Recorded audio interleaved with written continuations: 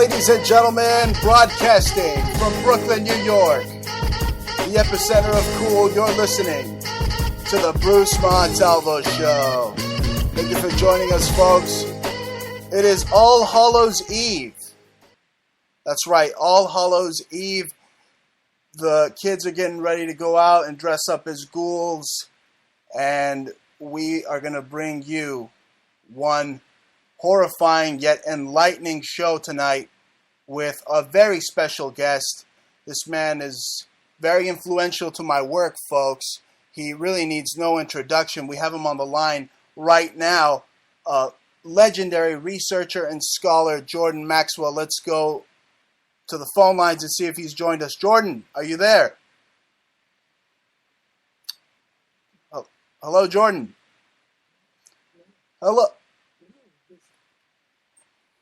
Excellent. We're broadcasting live now. Thank you so much for being on. Thank you for joining us on All Hallows Eve.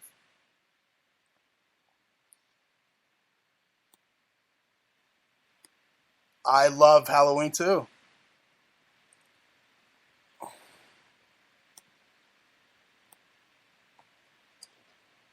Time of year, and it's quite an interesting time when you go back into history and see where all of this ideas and belief systems have come from. It's a Celtic Druid celebration, but much of what we in the Western world do is Celtic and Druid. Absolutely. Absolutely. Jordan, I heard you state in a recent interview, you stated that words are actually spells. And I thought to myself, this couldn't be more true. Do you know of any words that put together can resonate to form the power of, let's say, a spell or a curse? Well, I mean, there's books galore been written on words that are used in rituals and seances and all that kind of thing. I don't really look at the world of the occult to learn from it. I look to learn about it. And so I look at all of the world of the occult, but I'm not really interested in trying any of it, or looking at the specific terms and words which are used in rituals. I'm not interested in that. I'm interested in the general overall concept of words, how humans form words. And like I said, you form a word with a spell, or you spell it. And so words can be used to deceive. Words are very deadly. As a matter of fact, you put an S in front of the word, and it becomes sword. Wow. So, swords are very deadly. You can defend yourself with the words, or you can kill somebody's spirit with a word. You can do all kinds of damage with Absolutely. your words. And Jordan, if you add another S to just the word S, you get an SS, right? That was very evil too. Yeah, they're still with us today. Absolutely. We're going to expand upon that later on in the broadcast, but just to talk about words and how you said even to say a word you have to spell it. I mean, a curse word, a word of curse, right? I mean, it's got some significance there. That's right, and words are even used backwards. We use words backwards and not even realizing it. Like today, we have something in the Middle East called the Suez Canal. Right. Suez backwards is Zeus. Wow. Zeus spelled backwards is Suez. And so amazing. We take these ancient words, ancient gods, ancient concepts, and spray paint them and lacquer them all up and sell them to the public today. And people have no idea where these words have come from and how far back they go or what they mean. And one thing I think is so important that I know that virtually nobody sees. There are a few people who are enlightened enough to realize and see things. That's an interesting word, to realize. To make something real so you truly understand it. That's and right. one thing that most people don't realize and truly understand is that this world that we live in, this earth that we live on, is filled with. Hold on, just a minute. Hold on. I'm getting phone calls from all over the place. Oh, you're very popular today on All Hallows Eve. Yeah, I've got 2 other shows to do tonight after yours. So. Yeah, well, thank you very much for being on, Jordan. It's right. incredible to have you on. Okay, and hold on just a minute. Hold on. So again, ladies and gentlemen, thank you for joining us. It is All Hallows Eve. We're joined with an amazing guest. This is literally the Super Bowl of symbolism going down right now. Jordan Maxwell, occult researcher, just scholar extraordinaire, joining us on the phone talking about words. Sorry. And he's back. Hey, Jordan, we were talking about the power of words. What do you mean by the power of words? I'm stating that, but do you mean that just by saying something a certain way you can manifest it, whether good or bad? Well, what I was going to say, and because when you mouth a word, it's a vibration. Yes. And so vibrations are very important. That's the way so many things have gotten done.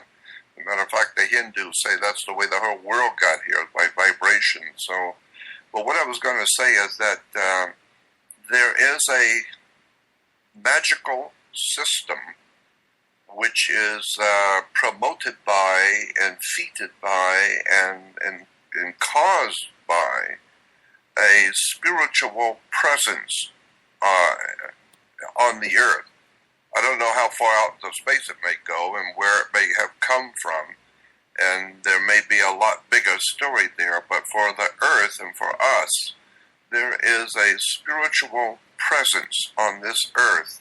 Absolutely. Which is highly intelligent, which can be extremely evil, very, very, very, very destructive and evil, but it's intelligent, and it is not a nebulous thing. It is actually individual personalities in the spirit world.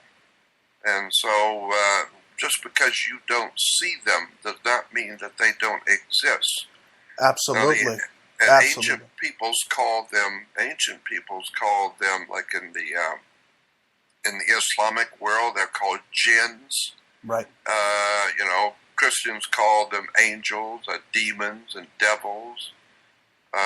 Today, scientifically, we talk about poltergeists and spirits, dark spirits.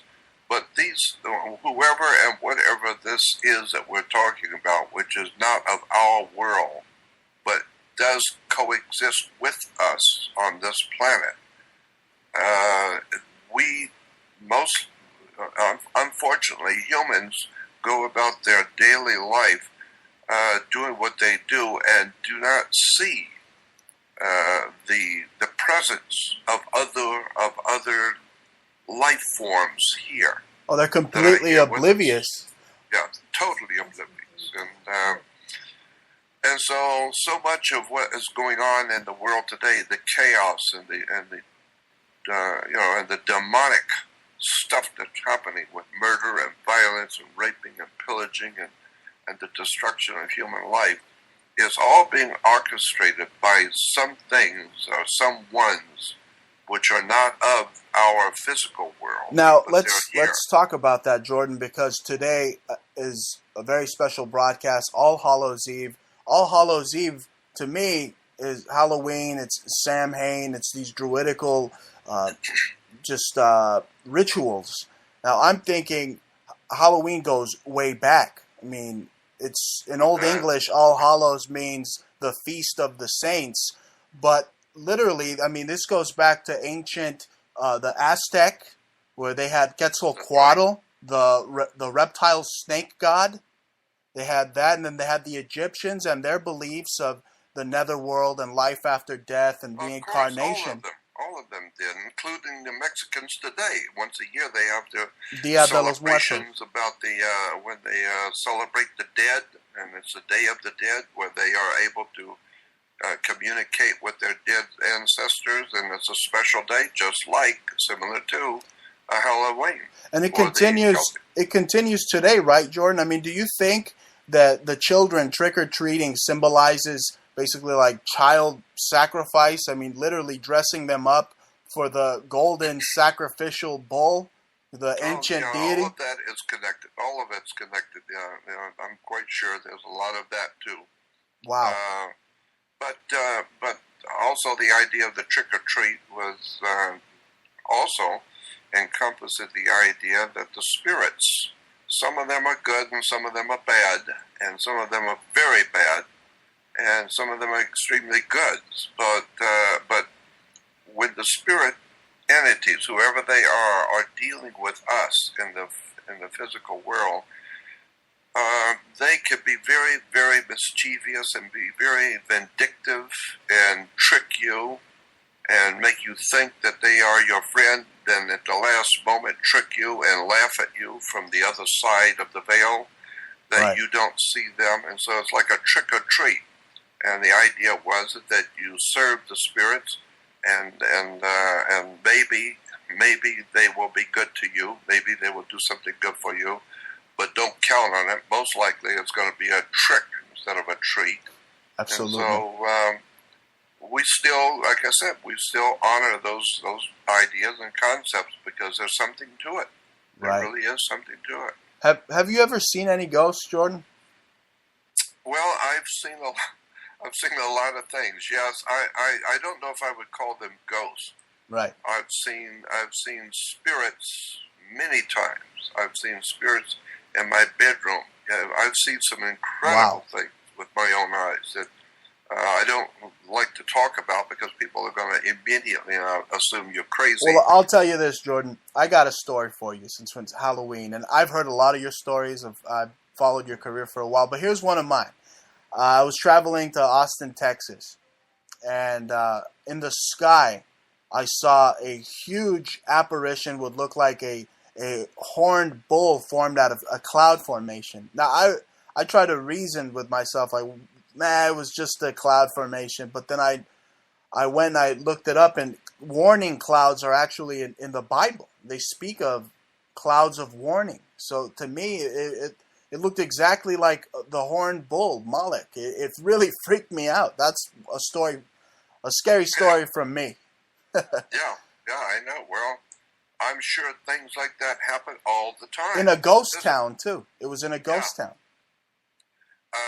There's a book out that you really need to know about, and anyone who's interested, and there's not many people who are interested in the world of the occult, the dark world, right, that they don't see. Not many people are interested in that because it has nothing to do with anything of real importance, like Paris Hilton or the ball games of basketball or anything that's important to people nowadays. But if you are a little bit above that mentality and you realize that there's something going on in the universe that doesn't include you, you need to get a book called The Complete Works of Charles Fort, F-O-R-T. The Complete Works of Charles Fort, F-O-R-T. That is a most extraordinary book. It was given to me by someone who was not of this world back in 1959 when I was first come to California. Wow. I was 19 years old. And I'm just telling you that it's the most extraordinary book you're ever going to read about the world of the occult. Because what this man did, Charles Fort, very famous in his day, he went to libraries all over New York and God knows everywhere else, and he collected all of the stories and documented and footnoted all of the stories of things which have happened on this earth in which there was no explanation, period. That's important. Strange phenomena and things which have happened on the earth in which there is no possible explanation at all. And therefore science does not touch it, scientists don't even look at it because there's no way to explain it. And therefore, if a scientist were to look at the facts of what actually happened and not know how it happened and not be able to explain it, he'd look like an idiot. Absolutely. So therefore, instead of showing yourself to be stupid, don't even look at it. This way, you don't have to look like a moron because you don't understand what's going on. Don't even look at it. Turn your head and look the other way and act like it never happened. And now you can go on and present yourself to the world as one of the great world's authorities on something. Because if you look at the things that have happened, that there's no explanation for it all, you're going to look like what you actually are, a dimwit who is parading himself around as a scientist. Absolutely, Jordan. Now, I'll tell you, I'm going to look into that book by Fort, but I tell you, a book that doesn't basically leave my desk ever is a book that you helped co-author, and it was Symbols, Sex, and the Stars. I mean, this book is incredible. Oh, it is. It literally is no doubt just about it. A masterpiece. I have it, you could ask my wife, I have it by my desk as a reference 24/7, Jordan. 24/7. It does not leave my sight. It's become my own little personal Bible. Yeah, it is magnificent. And I wanted to ask you, there's so much sexual symbolism in the Catholic Church. I mean, it's incredible. I was looking at some of your... Actually, there's so much sexual symbolism in all religion. Judaism, Christianity, and Islam are all based on sex and astrology. Absolutely. That is the basis for all religion in the world we have today, connected to Islam, all the different variations of Islam, Christianity, all the different so-called Christian religions, right. And Judaism is crammed filled with it. Astrology and sex are the two legs on which all three of those religions stand, period. Tell me about it. I was looking at your Facebook page, the Maxwell files, and I stumbled across a couple of pictures that were very interesting. I mean, you saw the Virgin Mary basically depicted as a clitoris. Yep. It was, I'm telling you, it's crazy. And actually also, you need to know this too, that Christianity, Judaism, and Islam are all traced back to their parent religion, which was Hinduism.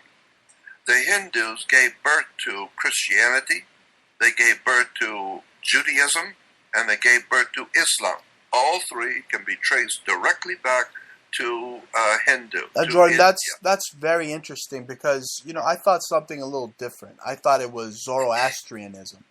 Well, Zoroastrianism, like everything else, anytime you're fixing a big dinner, you're always going to add in a little of this and add in a little of that, and eventually, part of the spell. It accepted the three religions commingled, and each one got something from the other. And Zoroastrianism is a very big, important part of Christianity, Judaism, and it also has something to do with Islam. But I'm saying if you go back to day one, go back to the very beginning, before it started eclectic, the word is eclectic when it begins to pick up other ideas and bring them into the religion. All three religions can go back to India. I mean, and when we hear, and here's another point on that, is that we're told that Christianity, Judaism, and Islam are Abrahamic religions. All three claim Abraham as their father. Well, first of all, there was no Abraham as a man. The man never existed. There was no Abraham. And so when you go back into the history of the Jewish religion or Abrahamic religion, you'll find that it goes back to India, and that there was a priesthood that still exists today. There was a priesthood in India a long time ago called Brahmins. And the Brahmins were they were the most important, I'm trying to say it correctly, the most important priesthood in the ancient India. Brahmins were very, very superior to everyone. They had nothing to do with the ordinary common people. They looked down upon the common people as untouchables. They were cattle. They were like swine, the normal people. So if you were a Brahmin, you were a very special priesthood that had nothing to do with the common people. They were all a bunch of dogs and animals. Well, Jordan, So, if they were Brahmin, I just wanted to ask you, if they were Brahmin, would they somehow be, did they think themselves to be descended to maybe higher beings, such as the Elohim, or? Well, they just assumed that they were, I'm sure that they probably assumed themselves to have been connected to the ancient gods. Right. And get into that. But the point I'm making is that the Brahmins gave us the word a Brahmin. You put an A in front of it because a Brahmin. Amazing. And therefore, a Brahmin, and if you go back into the books of Genesis about Abraham, that was not his name. His name was Abram. Abram later on had his name changed to Abraham, but originally his name was Abram. And so you put an A in front of Brahman, it becomes Abram or Abraham. And his wife in the Old Testament, his wife was Sarah. Well, in India, there's a very spiritual, very, very important river called the Saraswati River that the Brahmins held to be very sacred. And so it was a Brahmin and Saraswati River. So today we have Abraham and Sarah. No, a Brahmin and Saraswati River. It goes back to India. There was no Abraham. But I'm saying also that there was no Abraham, Isaac, or Jacob, because Abraham, Isaac, and Jacob is Brahman, Vishnu, Shiva. Brahma, Vishnu, Shiva, or Osiris, Isis, Horus, Father, Son, Holy Ghost. It's always a triune God. It's always three. Exactly. That's why you have the three major religions, Christianity, Judaism, and Islam. Why is it divided into three major religions? Because the number three is very important in the ancient Brahmin system and in the ancient prehistoric and ancient systems of religion. Wow. So I'm just saying that and when you're looking at religion, you need to go back as far back in history as you can possibly go with records and begin to see where the ideas and belief systems have come from, how they mutated or evolved, and how they come down to us today. So that I'm saying that everything you read in Judaism, Christianity, and Islam is based on Hindu, but all of its teachings in those three religions are so filled with mythologies, other ideas, and been thrown in. It's a very eclectic way of doing things because Islam picks up all kinds of ideas from other cultures and weaves it into their religion. So does Christianity and so does Judaism. Absolutely. It's just an amazing story about how these things have been cooked up over thousands and thousands of years. And of course, young people today, being born today, when you're born into the culture, you don't think about the fact that you could have been born in China. Had you been born in China to a Chinese family, you would have been born into that culture. Exactly. And you would have had those belief systems, unless, of course, you had been born in Russia, then you would have those kind of customs and ideas and belief systems. Unless, of course, you were born in Africa and the jungle, you would have a different viewpoint on religion. Again, it's your social environment determines who you are. Period. That's it. Absolutely. And I've had some of the most powerful people in the world that I were friends with. I'm talking about very powerful people, and one of them was a very, very important Jewish man, far more important than you will ever, than I can mention. And he said to me, Jordan, when it comes to religion, I much prefer listening to you because I was born an Orthodox Jew. But that doesn't mean I know what I'm talking about. that means that that's who I am because that's the culture I was born into. But that doesn't mean I know anything. I'm just telling you what I happened by chance to have been born into an Orthodox Jewish family. I don't know what it means, really. I don't know where it comes from. And so I said, well, I appreciate that. And I said, and he was a very powerful lawyer. And he said, and so I told him, when it comes to law, I understand law, international law, maritime law. I understand the world of law, but when it comes to law, I would much rather, leave it to you. You're the lawyer, not me. So I know your subject and you know mine. But that's right. The Talmud is basically a book of laws. That's why a lot of I think the best lawyers are Jewish, definitely. Jordan, I recently discovered I was Sephardic, and I have ancestors that were basically assaulted by the church during the Inquisition. So, I mean, it's incredible. I've gone back in time. I've done my history, and I know exactly who my enemy is in this present day and time. And it's really an incredible thing. There's a connection there. There's a connection between what happened back in World War I, World War II, what's going on today, the wars in the Middle East. It all has to do with something that happened a long time ago in the Middle East. It's still there. Absolutely. And so many people, they want to say it's a Jewish coup d'etat. They want to say it's a Jewish conspiracy. Well, you know what? I don't buy that. A lot of these kindergartners out there that are saying they're awake. I'm referring to ignoramuses. They want to say that the Rothschilds are Jewish. They converted later on in life. My wife has a friend who married into the Rothschild family, and she'll testify that they were Anglo-Saxon Protestant. That they were not. They converted later on to Judaism. So that's an absolute fallacy, isn't it, Jordan? Yeah. Well, look at. You need to go back and look at this whole subject of. I go way back, and I don't even know if we can get into it tonight, but I go way back on this subject. First of all, I have Jewish friends all over. My mother was Jewish, but I have Jewish friends. I've never even thought of myself as Jewish. It means nothing to me. But and because I grew up in a Catholic household, and that's my family. So did I. Catholic. But my mother, was Jewish, so that makes me Jewish. But I don't relate to any of that because I understand the history of where all of this stuff comes from, and so there's a bigger story here about religion, about Judaism, bigger story, and there's a bigger story about Islam.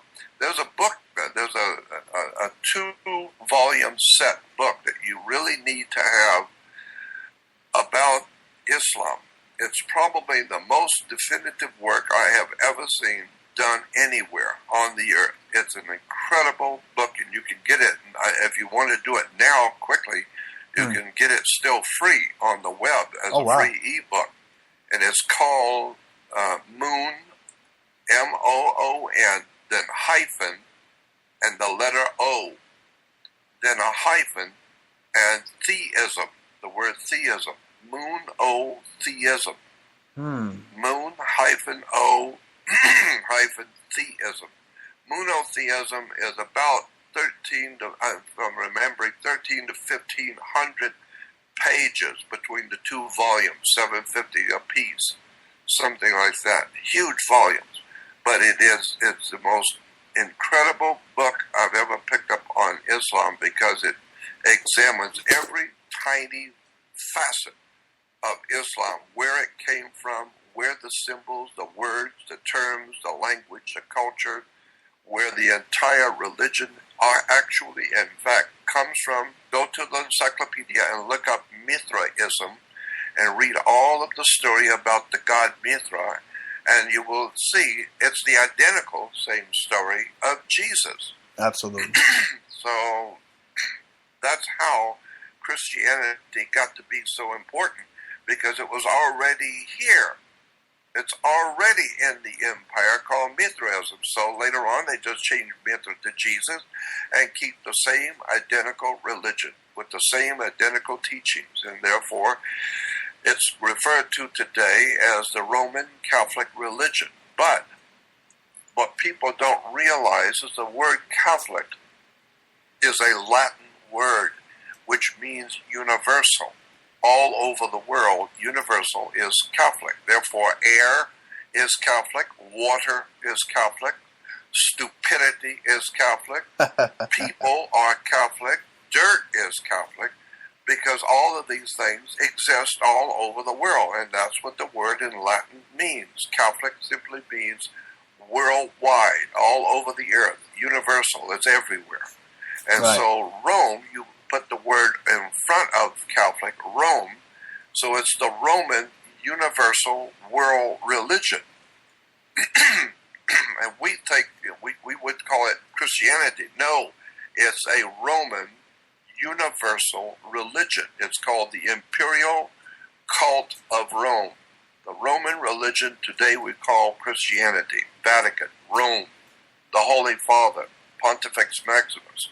So when you're looking at the Vatican and the Catholic Church and Christianity in general, you're looking at a Roman religion, Mithraism, the cult of the emperor, the Holy Father, and the very word Pope goes back to Papa. Right.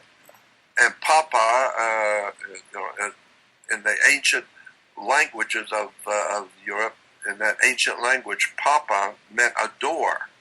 Well, in point of fact, your Papa and your Father is the door to life. Wow. You walk through the door of life through your Papa, okay? But doors need to have a hinge to be able to open. So the word hinge in Latin is cardinal. So Right. you have a cardinal point on the zodiac, a cardinal point on a map, because cardinal means a hinge. So the cardinals are the hinges for Papa, the Pope, to open the door to you to the Roman universal world religion, which is based on Mithra, which comes from the ancient religions of the ancient prehistoric world. So there's nothing really Christian about Roman Catholicism, but then, of course, there's nothing really Christian about the Protestant Christian religion. Nothing. Because the Protestants were merely protesting the Roman religion. And they wanted to have other ideas and concepts brought in, but they kept the same basic pattern, Christianity. Right. So now you have Catholic Christianity and Protestant Christianity. Then when it comes to America and the Britannia, now you have Jehovah's Witnesses, Christadelphians, Mormons, Seventh-day Adventists, Worldwide Church of God. You have all of these other cults that have broken off of the Protestant Christianity. Bottom line is, after everything's said and done, there is no real legitimate Christianity on the earth today, because it can be traced back to the Roman Empire, and the actual religion, which should be being practiced today by all mankind, has been completely hidden from the world of mankind, and that's why there's so much chaos, so many problems and troubles and heartache. Well, they propagate the chaos. They propagate the chaos, Jordan, with the television. Well, of course. It's literally a weapon. Of course, but it keeps people busy. Yes. I talked with a lady one time who was a very high official in the Democratic Party, and she said, and she even mentioned this one time on radio. I heard her talking about it. She said, in the Democratic Party, at the very top, you are taught, you understand that you must keep the people in chaos. You must keep them fearful. Something terrible is going to happen next week.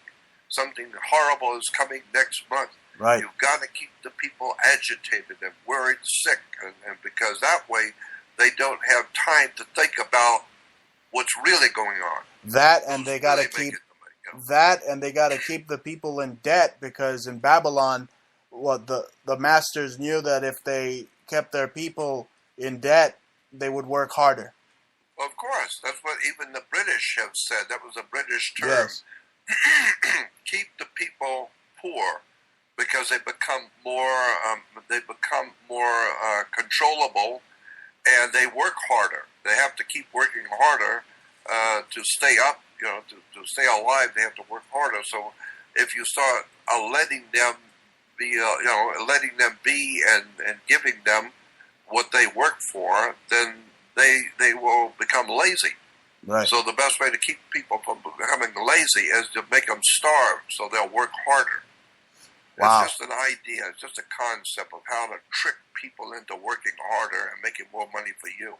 All right. No, I remember a talk we had a year ago, close to 2 years ago. I mean, you're basically bought and spoken for from the minute you're born with the Social Security. Now, Jordan, you mentioned all these terms such as the Empire, Roman Empire, and I'm thinking Star Wars. And, it's fitting because not only is there a new Star Wars film coming out, but you were actually, I believe, an advisor to George Lucas. Can you tell us about that? No. What happened? No. Some people took the picture I've had out there. I have lunch with Michael Eisner, the president of Disney, and George Lucas and a bunch of other people on that level. I had lunch with them out at a special party. But I, in fact, never ever had anything to do with George Lucas's work at all. I admired his work. Yeah. And we talked about it over lunch. But I, in fact, never worked with him at all. But that doesn't mean I couldn't. Right. I never. As a matter of fact, when I first met him at the party, it was a kind of like it was a very open place, and you had food everywhere. So you pick up whatever food you want and go find a place to sit down and have dinner. Well, they had these big, long wooden tables, what do you call it? What's the word I'm looking for? Anyway, these long tables, and pick up your food and go sit someplace. So I picked up what I wanted, and I went over to this long table, lots of people there, and sat down because it's an open spot. And as it turned out, I'm sitting right next to, on my right-hand side, Michael Eisner, the president of Disney, and directly across from me was George Lucas. And there were many other very big names there also.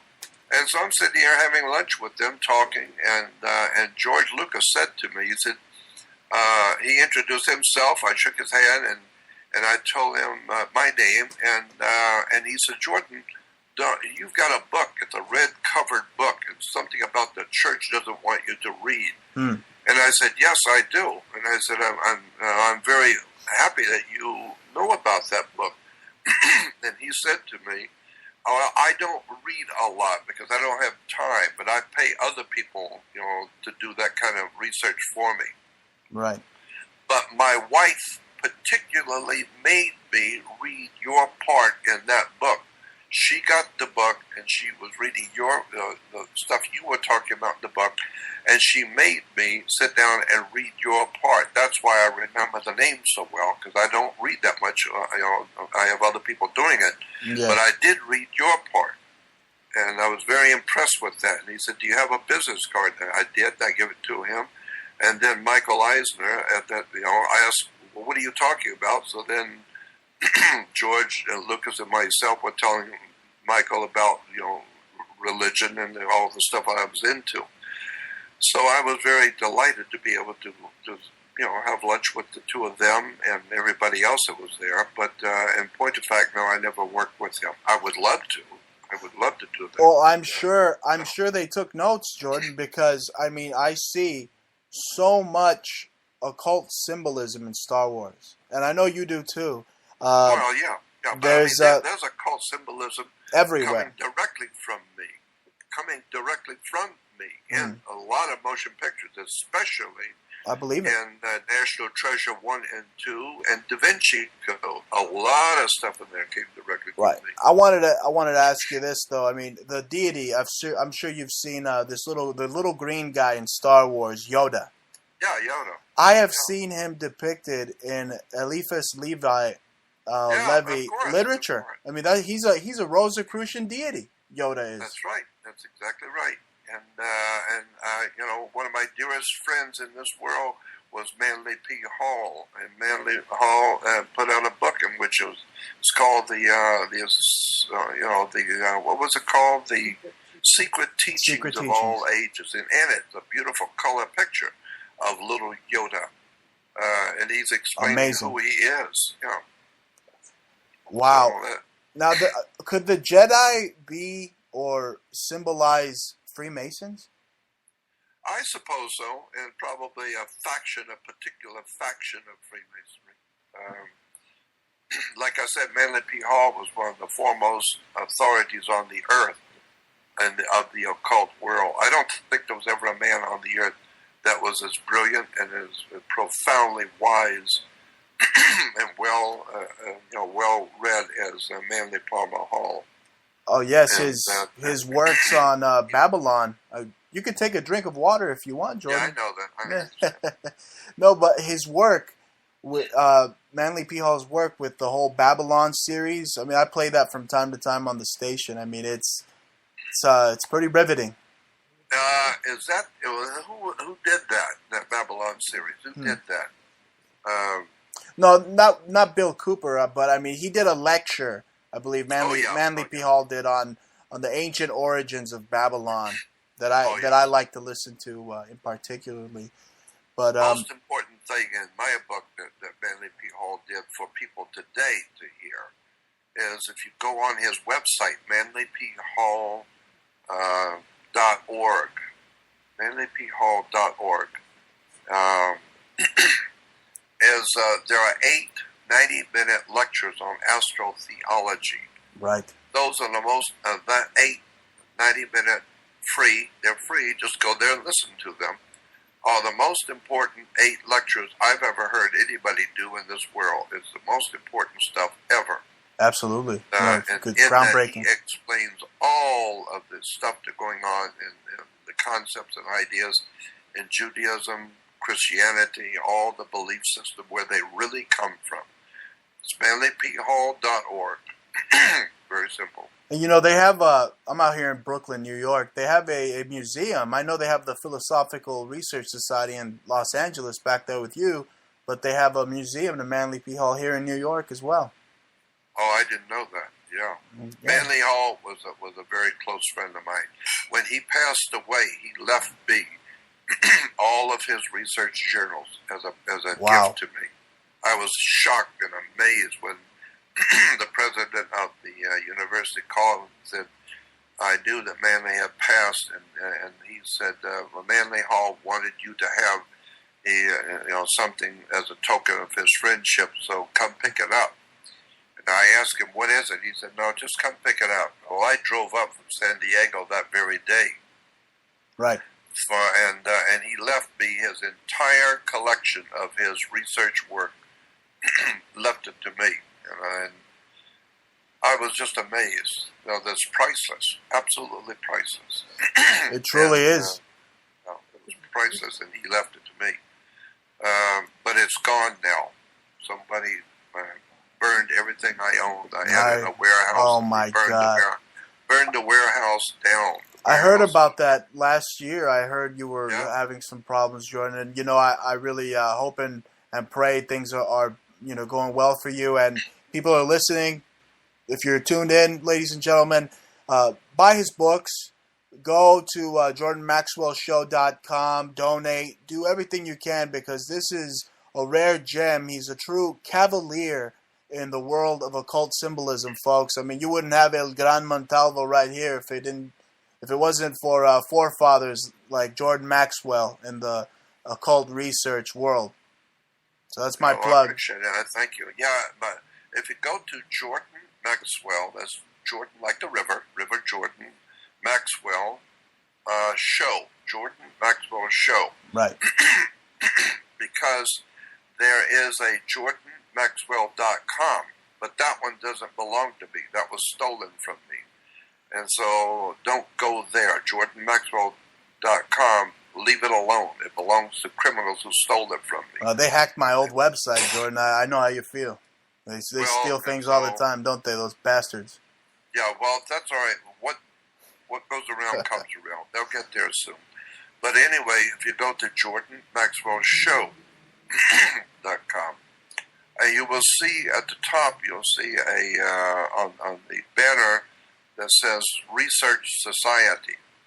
What that is that's my new website, and I just call it a Research Society. It's just my new website to replace the one that was stolen from me.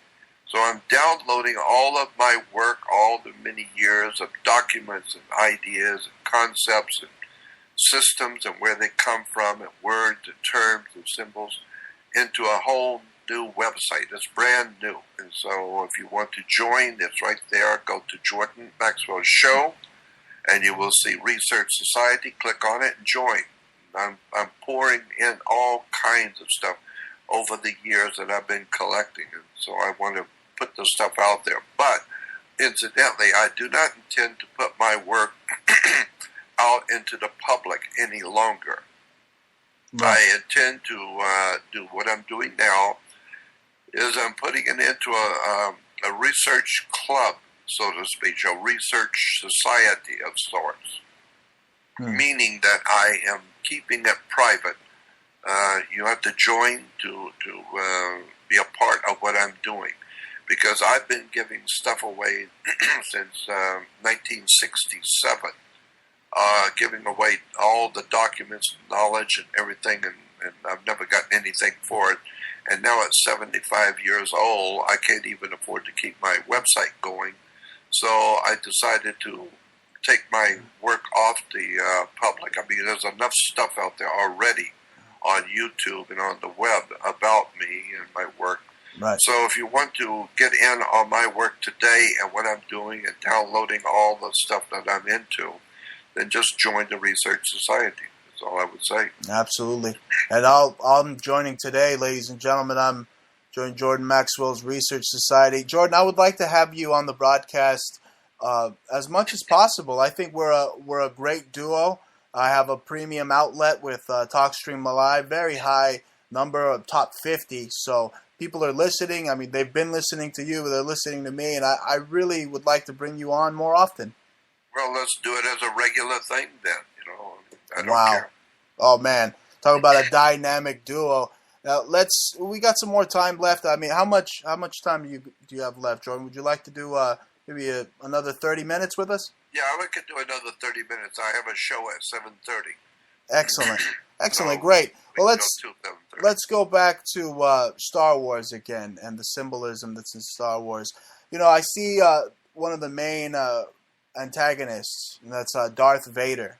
I mean, to me, he symbolizes the Nazis. So that trench coat, the cape, he looks like Goebbels to me or something. Yeah, well, I'm sure a lot of that is in there. There's a lot of stuff in Star Wars, but the main thing that I thought about Star Wars is the very name. Yes. Wars in the Stars, Star Wars, and that's in fact what's going on. There's something going on out there in our galaxy, in our solar system. Our other planets in our solar system we're finally getting some people to tell us something about what's going on in our own solar system. Right. And when you begin to look at our planets closest to us, there are all kinds of things that we didn't know, implying that there is other life forms here in our solar system. I've talked with scientists, very, very well-established scientists at NASA. I'm not going to give their name because they're in trouble now because they've talked too much. But they talked with me privately up in San Francisco, and they were talking about what we know. What happened was that the scientist comes walking up to me in San Francisco. I was speaking at a conference there. And he said, "Jordan, I've come here to talk to you. I'm not interested to attend this conference, but I came here to talk to you." And he said, "Because you've been talking a lot about the planet Saturn, in mythology and religion. I wanted to tell you, since you're here, in my area, I wanted to tell you a few things about Saturn that we at NASA know that nobody's ever heard. And he began telling me some of the strangest stuff about the planet Saturn. And that basically that the planet Saturn is inhabited. Right. There's life forms there. We know they're there because we've seen them. And then the North Pole of Saturn is a hexagon. And we've seen large ships. One in particular, very large ship, he said it's estimated to be about 3,200 miles wide from Los Angeles to New York. Well, that's how big this thing is. And it is creating another ring around Saturn because the rings around Saturn are artificial. They're not normal. Somebody's making those rings. And there's a ring being made right now as we speak. And it's almost completed. And so they've got pictures as they flew by Saturn. They've got pictures of this huge ship that's estimated to be 3,200 miles wide, creating another ring around Saturn. And it's almost done. They can see where it started, and now it's almost connected, but it's not yet connected. And so they know. And then he said we've seen and got pictures of ships going into Saturn, actually going into the planet, not landing on the planet, but going into it. Right. And ships coming out of the planet, coming out of and going into. So we know there's activity there on Saturn. What it is, who it is, we don't know. But there's activity there. That should tell you something. And then, of course, when you look at the surface of Mars and begin to see the incredible stuff that we... Oh, you see infrastructures. The infrastructure of Mars. The glass tunnels. Satellites, even. Yeah, it's incredible. The stuff that is on Mars that obviously is not natural. Somebody made them. And so now we begin blue to skies. They even have blue skies on Mars. Yeah. But my point is, it's highly intelligent out there. And they're on Mars. We know that for a fact. We've seen too much. They're on the moon. We've seen that too much. There's life on the planet Saturn. We've seen that. So basically what I'm saying is that our solar system is alive and teeming with life forms which are far superior to us, highly intelligent, and far superior to us because they can do things we can't do. And so it all implies that these are the same intelligences that have given us our religions and our philosophies and our mythologies of our religions. Where did all of these stories come from? Well, it goes back to the ancient world, when this world, and even today, but this world has been occupied by higher intelligences. We call them demons or gods or archons or whatever you want to call Nephilim, them. archons. Nephilim, right. And the Mormon religion. If you look at the Nephites and the Mormon books and magazines, you'll see pictures of what they call the Nephites. And the Nephites are huge, enormous, overly normal, human, large, huge guys, big, huge, enormous. Like the Amalek. Exactly. And so, but Nephites, Nephites, put that in front of the word Nephilim. Nephilim. Yes. The Nephilim were the offspring of the fallen angels with humans. That's a whole story you can go into for hours on that subject. And so, right. People it truly do not know is. how to read any of this stuff. It truly is a intergalactic star war. And that's right. Jordan, I was looking at, I like to look at the symbolism or the predictive programming from Hollywood.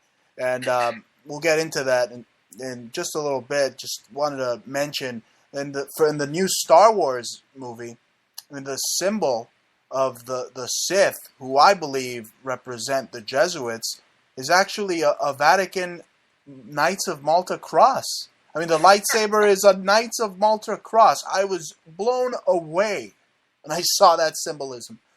Well, first of all, you need to understand that ABC or Disney bought ABC. Yes. Disney is filled to the brim.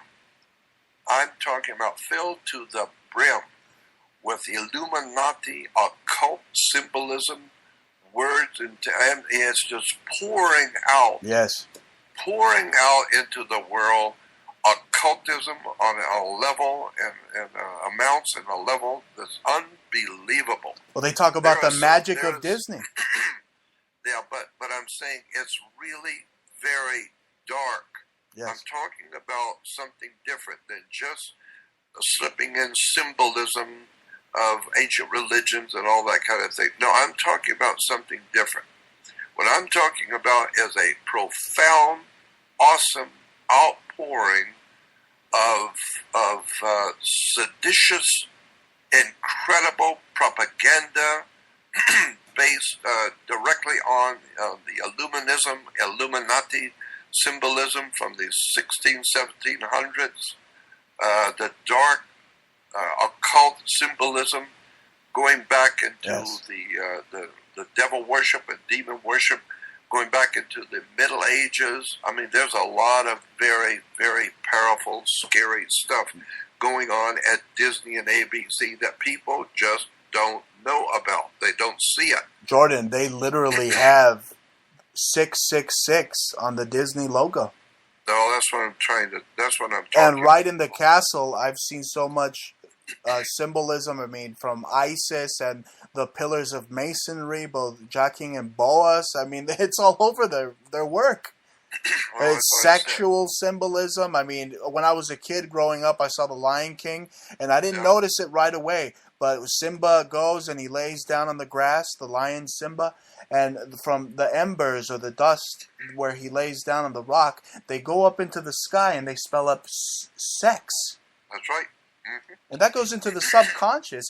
I mean, Walt Disney even had a personal relationship with, I believe it was J. Edgar Hoover, and he was even being brainwashed or mind-controlled at military bases like Lookout Mountain or Laurel Canyon. I mean, these places in Hollywood that are part of the Druidical occult, just cabal.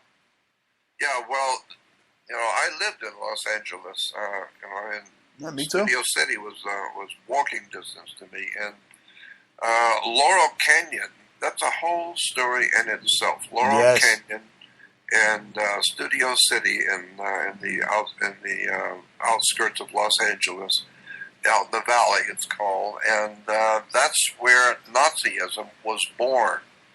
We think that Nazism was a creation of the Germans during the Second World War, and point of fact, no, that's not true at all. Nazism was born in Studio City in Los Angeles. It was born there. That's where it was created, up on Laurel Canyon and Mulholland. Right. Up near the Mulholland and Laurel, where Laurel crosses Mulholland, was a hotbed of occultists, and Houdini and a lot of other people lived right up in that area. But it was a hotbed for occultism, and they developed. That's a whole story in itself. Well, absolutely, they developed, Jordan. Just the artists, the legendary rock stars of today, all of them. Exactly. I mean, from Red Hot Chili Peppers to Jim Morrison, whose father was part of the Gulf of Tonkin. I mean, they all had military ties, and they all had this occult tie to what I believe in my research to the Process Church. It all goes back to that, I believe. Well, I had a friend who passed away quite a few years ago. This is a long time ago, and he was a limo driver, and with the studios, and he was telling me. I used to go with him sometimes when he was driving movie stars around. But he was telling me that one time he got a call to pick up a very famous movie star. I'm not going to use his name. And he said that he had a couple of other people with him and picked him up at the airport to bring him back to Hollywood. And he said, and as they were driving back on the freeway, this very famous movie star asked the driver, because he knew him well, he said, "Who do you think is the most wealthiest man on the whole planet Earth? The most powerful, wealthiest man on the earth?" And my friend said, so I just give him the same name that any other goofball would. I said Rockefeller, and everybody else. The guys there laughed. They thought it was funny. I said the Rothschilds, and then they laughed again. They thought that was funny. And then the guy said, and the movie star said, "No, I'm serious. Who do you think is the most wealthiest, most powerful man on the planet?" And he said, "I have no idea." And he said, "Well, that's where we're going. He lives right here in Los Angeles in the Hollywood Hills off of Mulholland. And he's a German. He's the one that gave us the Germanic idea of Nazism. He's the guy who finances all of that kind of stuff for Adolf Hitler. We're going to see him today." And so he went on to telling me about all kinds of where this guy lived up in the mountains and of hills, in the hills of Los Angeles. But the point I'm making is that there's a lot of things going on this earth that we have no idea in the world, where they come from, who did it, where it started, and so we just go along to get along and believe whatever we're given to believe, never realizing nothing is what you think it is. The whole thing is a charade and a show. Tell me about it. And it's always based on political power. Religion is simply a tool in the hands of the people who run the planet. I mean, Hollywood truly is a freak kingdom, is it not, Jordan? Well, of course. I mean, let's look at the word Hollywood itself. Let's look at where the Hollywood. Word is. Yes, yeah, that's exactly. You see, we're going the same place. The word Hollywood. Where is it derived from? Right? It comes from in the ancient Europe. The Druids. Before the Roman Empire existed, before Rome, in Europe there was already a well-established peoples in Europe, and Central and Northern, well, all four, North, East, West, and Southern Europe. There were already lots of people there, and that system, before Rome existed, that system was called Druids. Yes. The Druidic system. The Druids were a Celtic or a Celtic peoples and European peoples, and in that system we called Druid. The Druids were the doctors, the lawyers, the politicians, the teachers, any position that was important in the ancient world in Europe was occupied by a Druid. Well, the Druids had a very important symbol that they carried with them always. And that symbol was a magic wand. That's right. Like today you have orchestra leaders who conduct their orchestra. They orchestrate the music, orchestrating with a magic wand. That's right. Just like Merlin the magician orchestrates his magic with a magic wand. That all goes back to the Druid magic wand of Europe. And so magic wands were always made out of the wood of a holly bush, holly tree.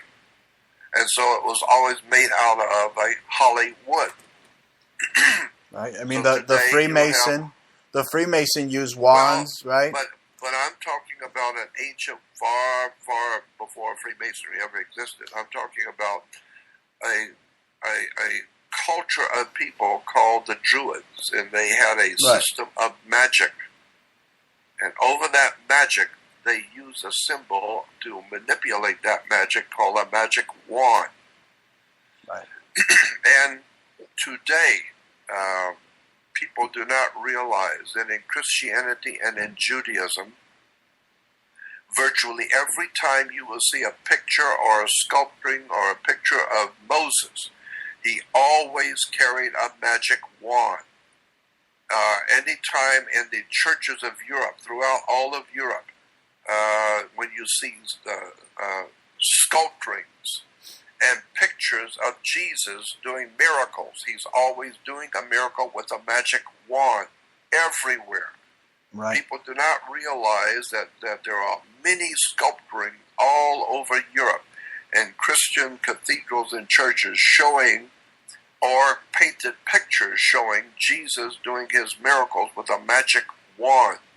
Go on the web and type in magic wands with Jesus or magic wands with Moses, and you will see all kinds of sculptures where Moses is doing magic with his magic wand, or Jesus is raising the dead, or doing some incredible incredible thing with his magic wand. Right. I am telling you that the entire story of Judaism and Christianity is Druidic. It goes back to the use of magic wands. Yes. All you got to do is go on the web go on the web and type in image. Go to image and then type in magic wands with Moses, magic wands, and Jesus. Right. And then you will see all kinds. St. Peter was carrying a magic wand and did magic with his magic wand. But people are not told this kind of thing. They don't know anything about it. All they know is they go to church and have no idea in the world where church comes from. Right. Where does the word church come from? I've heard you break that down before. Yeah, well, people go to church and have no idea that the word church goes back to it's obviously an English word. C-H-U-R-C-H, church is English. But it is traced back to, in a dictionary, it goes back to Scotland. In Scotland, if you are a Christian, Sunday morning you're going to kirk, K-I-R-K, or K-E-R-K. Kirk can be spelled either way. This is why you have a Captain Kirk of the good ship Enterprise, taking mankind where he's never been before. Because that's what Captain Kirk is church in English. And that's why churches are an enterprise. That's why the spaceship is called Enterprise, because churches are divided into denominations, like 20s and 10s and 50s. It's an enterprise, it's a company, it's a corporation, it's money, it's political power and business. Absolutely. And so, and of course, the whole world is a business. You are a corporation. My God, that's so much people don't know. Did you know that you yourself are a corporation by law? Absolutely. I'm being sold, you're being sold, we're all being sold on the Wall Street, New York Stock Exchange as collateral for the debt, Jordan. That's exactly right. Let me go on ahead. with this. Go ahead. When I see you with some girl and I tell you the next day, that girl you were out with last night, she's bad company. Company? Then you say to me, mind your own business. Business? That's right. I'm going to get married. She's going to be my partner. Partner? Business, company. We're talking business. All here. Business terms, yes. It's all business terms. Why? Because getting married is simply a business. Tell me about it. And therefore, if the marriage doesn't work, it's all right. Businesses don't always work. So if the business doesn't work, it was bad business or it was monkey business. But it's none of my business. That's your business. That is truly funny. But if you're going to do business with somebody else, another corporation, you're going to have a license. So that's why you have to have a marriage license, because you're doing business. If you don't think you're doing business, then wait till it don't work out, because you're not going to God, you're going to court. Bring your car, your house, and your money. It's just business. Oh, and there's so much of wordplay regarding. I've heard you break it down, the Watergate in court, of course. Yeah, I've heard it. Jordan, I have a magic wand. Do you know that? Well, I had one too. I have a scalar wand. Actually, I've been looking into it. Actually, the tip of the wand is filled with quartz, and actually has healing energies. I mean, this is no joke. This is like Tesla technology, and it has cured me in the past. I remember last year, or close to 2 years ago, I had a steel beam literally fall on me. And I mean, I came, my wife saw me and she saw I was literally a mess. I looked like one giant bruise. And Bruce looked like a bruise. So, she gave me some of this treatment with the scalar wand. And, wouldn't you know, I was like Superman a month, 2 months into it. It just went away.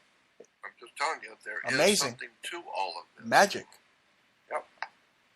Incredible. Some incredible healing magic. Jordan, we were talking about Hollywood and the symbolism just surrounding Hollywood. The Oscars.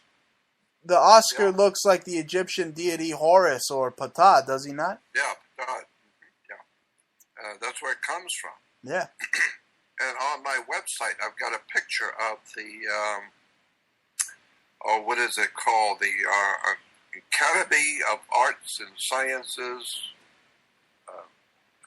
It's on my website. Anyway, right. It's called the Academy of Arts and Sciences or something. But take the first letter in each word, and it becomes Satan, Satan. Wow. Yeah, and it's on my website. So there's, like I said, there's interwoven into corporate logos, flags, coats of arms, halatories, seals, presidential seals, police department badges, fire department seals, all the seals and emblems and official, like I said, commercial logos for companies and corporations. All of these things are connected behind the scenes with occultism, occult religions, secret societies, fraternal orders are operating right in front of you, and you don't even see it. But you have to understand the language. You have to learn the language of symbolism, don't you not? Do you not? That's right. That's exactly right. You have to learn the language and understand the symbolism, and that's what people do not know. Most people do not even realize there is a hidden world of communication among powerful people. When the President of the United States is talking, he is not talking to the country. He's not talking to Americans. He's talking to other leaders of the gangs. It's like gang leaders, and they're all talking to each other in their language, not yours. They're all organized crime scum, and I'm just so sick of them, Jordan. I mean, seriously, I hate listening to politics. I'd much rather talk about what you and I are talking about. I cannot stand talking about just who the president is, because at the end of the day, he's just a puppet. He's being told by the powers that be, what to do. He's just a puppet on a string. Well, of course, but I thought everybody knew that. That's right. I mean, John F. Kennedy proved that. Here's John F. Kennedy back in the early 60s, who was handsome, debonair, incredibly wealthy, powerful young man with a powerful family behind him, becomes President of the United States and is well loved and respected around the world. He had everything, and yet they blew his head off in public. Well, that was nobody ever went to jail. Period. That was a Freemasonic ritual, I believe. Well, I don't know, but I'm making the point that you can be powerful, you can be wealthy, you can be important. It don't matter. There are powers above you that will kill you at a drop of a hat. Period. Yes. So just because you are Albert Einstein or a Rockefeller does not mean anything. Well, like I heard you say, Jordan. Above them. I heard you say that it's the smart people that they go after. That if you're wise, you better smarten up and shut up sometimes, right? That's what they say. They go after the smart ones. I didn't say that. The President of the United States said that. Mm-hmm. Woodrow Wilson, President of the United States, back in 1919, made the statement, public statement, that there is a power on this earth so awesome, so powerful, I'm paraphrasing, That's right. So awesome and so terrible and so profoundly powerful that if you're going to speak about it, you better speak under your breath so nobody hears you. Because if you offend them, you are dead. I don't care if you're the President of the United States, you're dead before the sun goes down. So there is a very powerful presence in the earth. That's where the real power exists. It does not exist in the U.S. government. It doesn't exist in Russia or in the Vatican. There's something else going on here that's manipulating all of it. And that's why the Apostle Paul in the Bible says we wrestle not with flesh and blood. We don't have a war against flesh and blood, but it's against principalities and dark evil forces in the world that you can't see. That's what we're really And would at war with. Would those evil forces lead to Rome? Oh yeah, well I mean Rome is one of the three major divisions of that dark force. It's not the only one, but it's one of the earliest and most important factions of that dark power. But there's a power behind the Vatican. Yeah. The Vatican itself is not the power. The Vatican merely represents something that's behind it.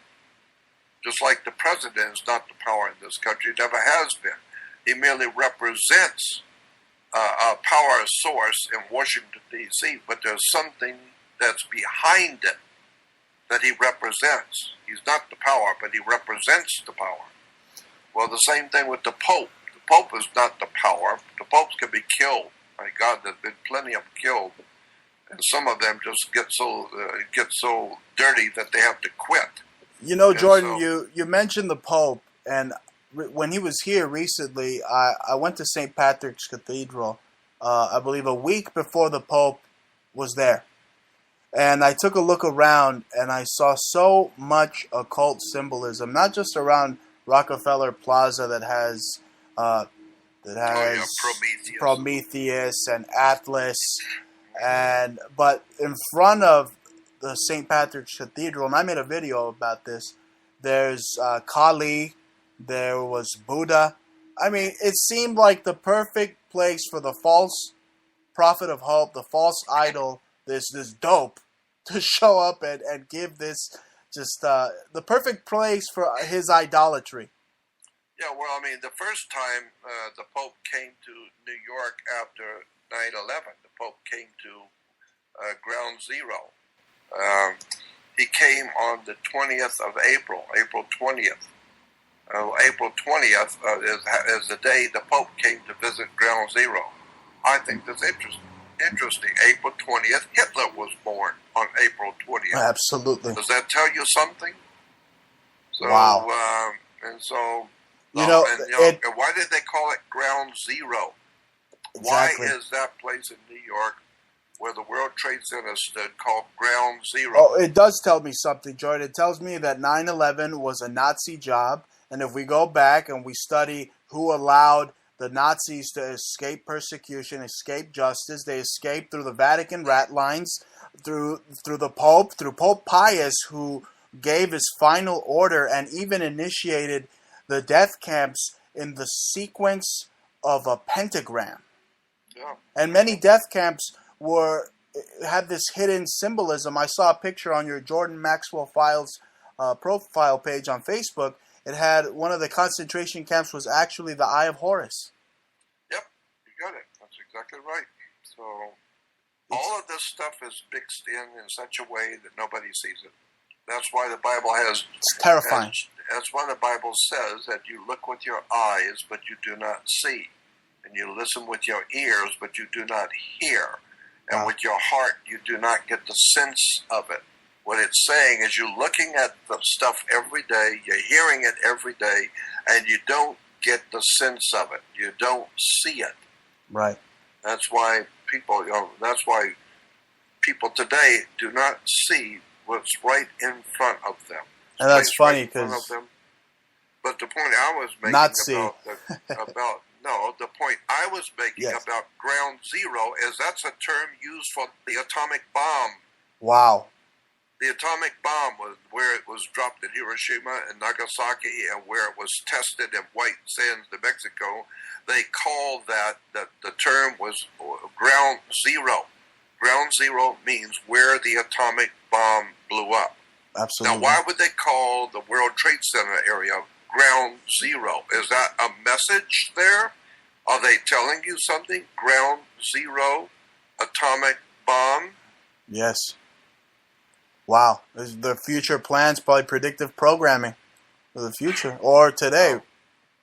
Well, it's the world we live in is just interesting. I mean, thank God. For me, people are always telling me, oh, well, people are waking up and things are going to be better. People are waking up. And to which I say that's what people normally do in prison. In Auschwitz and in prisons, people wake up every morning in prison. Wow. But just because they're waking up doesn't mean they're free and out of the mess. No, they're just waking up to find out they're locked in forever. So with the people who are waking up today to find out what's going on, they don't realize it's way too late. Way too late. So for me, the light at the end of the tunnel is a train coming. You should have woke up a long time ago. Back in the 1870s is when we needed to wake up. Oh, yeah. This stuff has been going on since the 1880s, 1870s. And it was going on in the 1840s before that's when all of this stuff that we're experiencing today started back in the 1840s, 1845. Go back and look at American history. That's when all of this dark stuff started happening. Right after the Republic was founded in 1776. That's right. There was a whole new thing happening. It was very evil as far back as the 1840s. So people should have woke up a long time ago. It's become a dire situation, Jordan, and literally, there's no escape on Earth from the New World Order's electric eye. I mean, there is no escape. Period. Yes. You're locked in. Period. And before we go, Jordan, it's been an epic All Hallows Eve with the legend himself, Jordan Maxwell, acclaimed researcher and scholar. Before we go, Jordan, I've always wanted to ask you this question. I've heard you say this phrase, the dawn of a new era. Can you explain that for us? No. And the reason why is because it's a huge subject. It's enormous. And it's actually a dawn of a new day. Dawn of a new day. That's right. And that is a very big subject. Then we'll talk about that definitely for next time. That's going to take about 5 hours of video. Wow. You cannot discuss it. Okay, It's a kind of a subject that is so big you'd have to see it from the very beginning, going back to the Phoenicians, the Canaanites, the Assyrians, Babylonians, the Hindus. Could that be a very ancient subject? Could that be? I mean, just to hint at it a little bit, just the symbolism in the Japanese flag pretty much hints at it, right? The rising sun, or the. No, but it's a far bigger story. Wow. Far bigger. It goes back to the beginnings of mankind. It's a big story that no one has ever been told. Amazing. It's right there in front of you. Anyway, I'm going to have to go because I got a new show to do right now. Excellent. Thank you so much, Jordan, for being on. It's been great catching up with you. I feel so enlightened, and happy All Hallows Eve and festivities to you too. Thank you. And go on my website, Jordan Maxwell Show, and join my research society. We'll talk later. You got it. Take it easy, Jordan. Bye. That was the legend himself in the flesh, baby, Jordan Maxwell. This has been another episode of the Bruce Montalvo Show, reminding you that the freedom of the press is here and alive at the epicenter of cool Brooklyn, New York. I'm Bruce Montalvo signing out. Till next time.